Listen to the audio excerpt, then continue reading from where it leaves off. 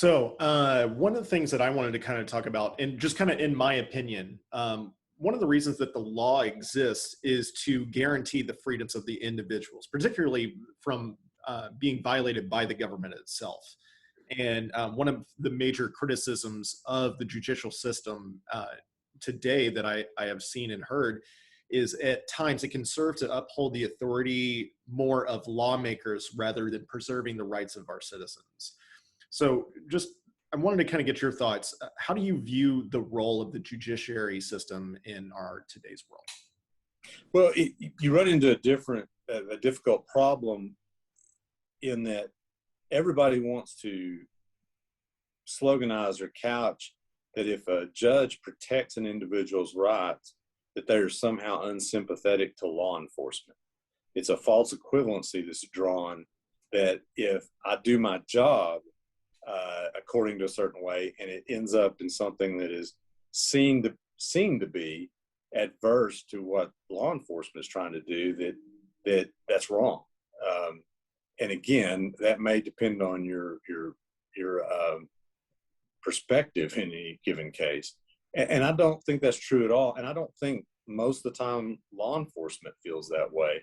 And so I think the role of the judiciary is to, apply the law to the facts. And that may mean some sort of gatekeeping or some sort of monitoring of protection of rights, whether they're due process or substantive rights, and to be able to have the fortitude to call them like you see them. And if the procedures weren't followed, then you have to do something about it. That may result in a case getting tossed. It may result in certain evidence not being used. Now, the appellate courts have kind of got in the middle of that and have told us that there's very little that the government can do anymore that a citizen can complain of at trial.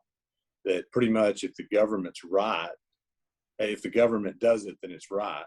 And even if we say the government wasn't right, that if there's any evidence of your guilt, it doesn't matter. Harmless error. And there's a place for some type of harmless error, but the problem is with that is the whole purpose, as we talked earlier about due process and rights, are to establish a framework that is the safest for citizens. It has nothing to do with guilt or innocence. It's the rules of the game.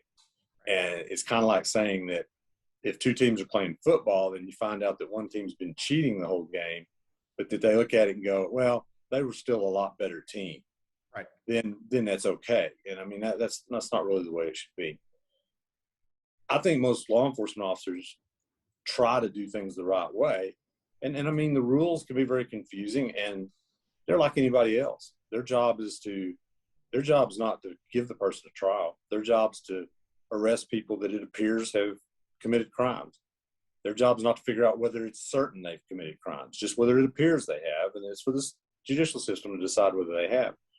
And so if the rules keep being slanted in their favor, they're certainly going to take advantage of those. That's what their job is to do. That nobody should feel bad about that. It sometimes needs to be balanced back. I've been fortunate. I've been in this campaign, and so many people that I've worked with over 30 plus years, they're in law enforcement, have supported me, even though I'm a quote unquote criminal defense lawyer half the time. And that's because they've dealt with me and they know that I'm just doing my job and I do it respectfully and competently, and that they know they're supposed to do that too. And we all do our job, then we all, shake hands and say good job, and we go on to the next case. So we talk a good story in this country about protecting people's rights. And I think, maybe on a day-to-day basis we do. But if you look at how easy it is to get somebody into the system, how little review there is until you get to a trial, it is truly scary. And like I said, people should be very careful about that.